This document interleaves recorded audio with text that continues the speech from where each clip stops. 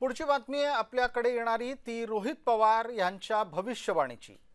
सध्या रोहित पवार आहेत पवार गटात, पण ते सातत्यानं राष्ट्रवादीबद्दल भविष्यवाणी करत असतात। त्याच अनुषंगानं रोहित पवार यांनी एक दावा केलाय की सुनील तटकरे आणि प्रफुल्ल पटेल हे राष्ट्रवादीतल्या 22 आमदारांना घेऊन भारतीय जनता पार्टीमध्ये लवकरच सहभागी होतील।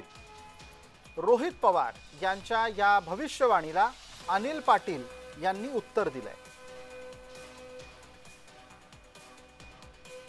सुनील तटकरे असतील नाहीतर प्रफुल्ल पटेल असतील, काही झालं तरी भाजपमधूनच लढणार आहे। उगाच आपण इथे टाइमपास करत बसायचं कशाला? त्यांचं ठरलेलं आहे ऑलरेडी, ते ठरलेत आणि 22 आमदारांचं ठरलेलं आहे।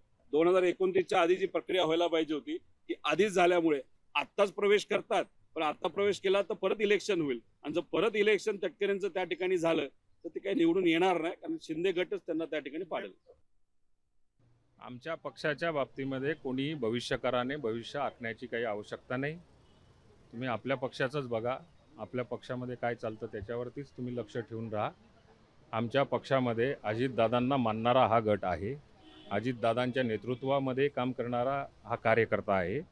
कार्यकर्त्यापासून तर आमदारापर्यंत एकही व्यक्ती नेत्यांपर्यंत आम्ही सुनित्रा वहिनींची साथ सोडणार नाही, हे मात्र निश्चित आहे।